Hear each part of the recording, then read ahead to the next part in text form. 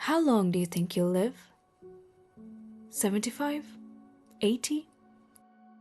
We tend to live in the comfort of our long life expectancies, believing we are somehow entitled to a good 75, 80 years. But my mother didn't make it to 60. A girl I knew from school didn't make it to 25. Think you'll be alive for your next birthday?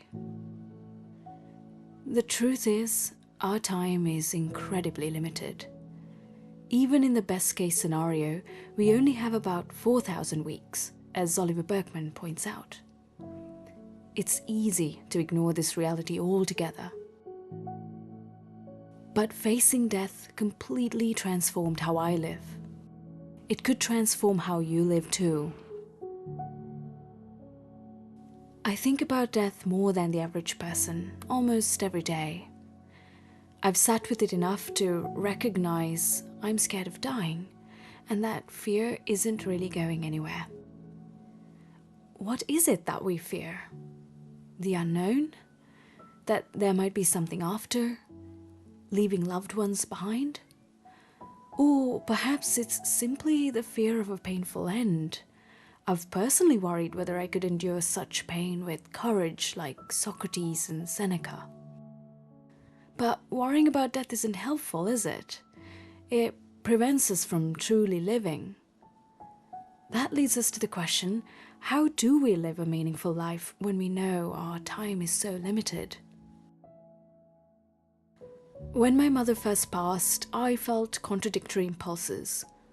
On the one hand, I felt a sense of urgency.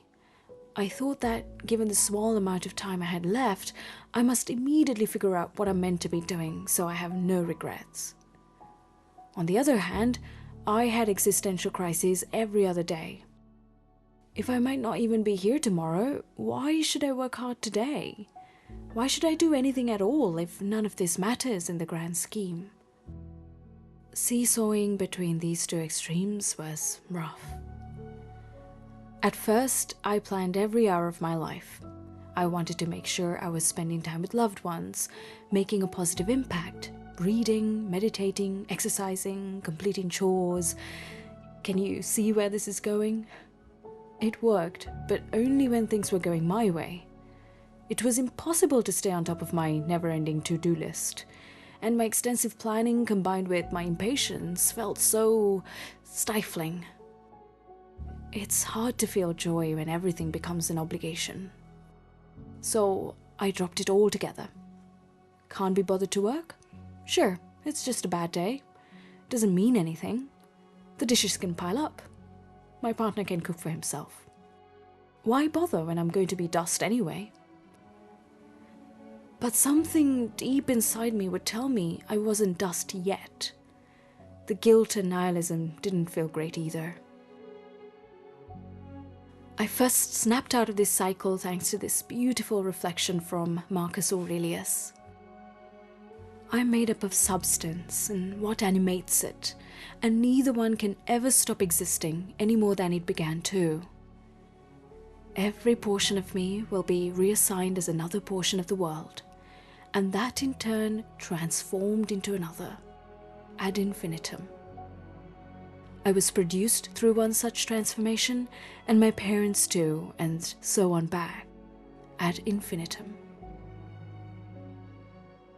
It hit me that my existential despair was rooted in seeing myself as isolated and temporary.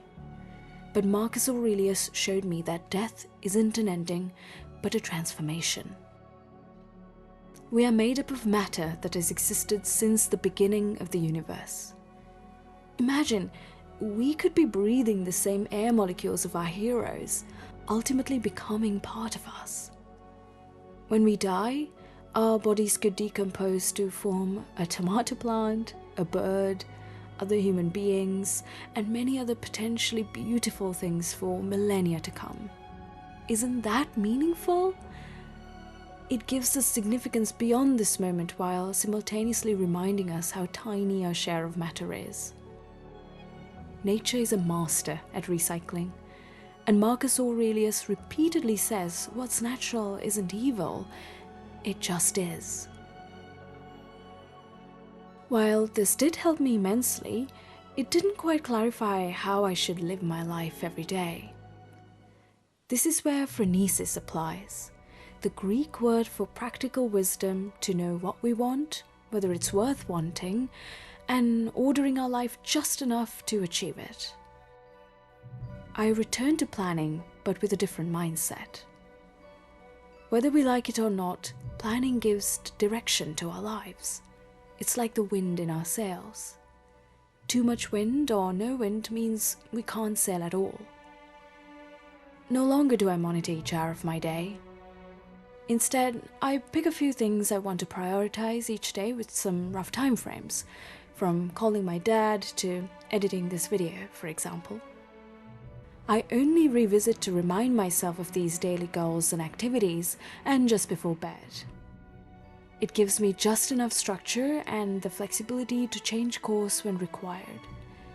Importantly, I end each day writing down what made me happy and what I'm grateful for. If I'm struggling to note these down, it's a sign that things must change. If today was the last day of your life, would you want to do what you're about to do today? This is a question Steve Jobs asked himself every morning. Perhaps, like me, you recognized it's time to change course. How do we embrace the messiness and mistakes along the way? As Oliver Burkeman reminds us, recognizing how small our allotment of time is actually takes the pressure off. If we make mistakes, what's the probability of someone remembering them in 100 years? I'd say it's virtually zero, unless of course you make a really big mistake. I wish I could tell you I no longer experience the seesawing at all, but that wouldn't be true. I have to constantly remind myself that it's okay to feel scared. It's okay to feel sad about what we might lose, and it's okay to make mistakes. We can operate with reasonable assumptions that we might enjoy a long, healthy life, and I hope we can all work towards that. Having faith helps us take it one day at a time and make plans, because it's important to make plans. At the same time, we must balance the fact that if those plans fail or if we're not alive to experience them, that's okay too. One of the most healing practices I've adopted is the last time meditation, which was practiced by Stoics.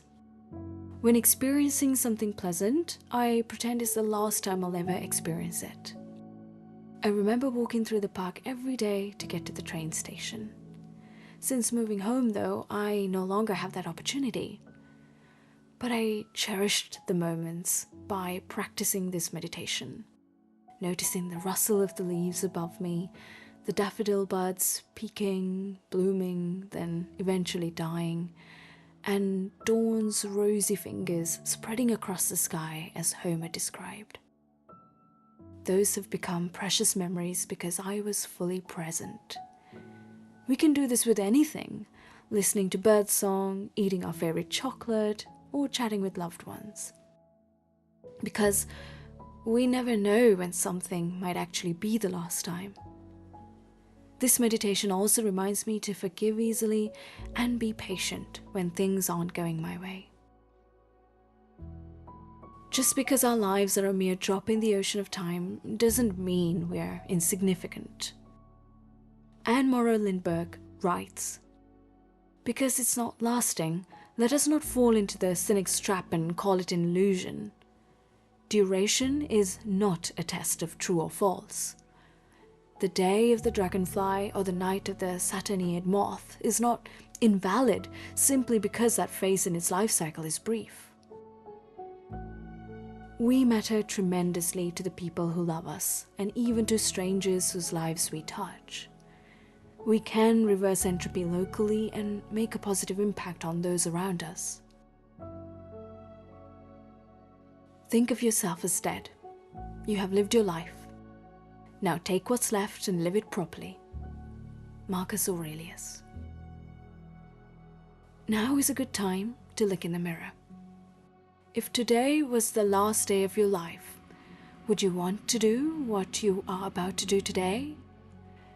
And if you were to be your bravest self, what would you be doing? The choice, as always, is yours.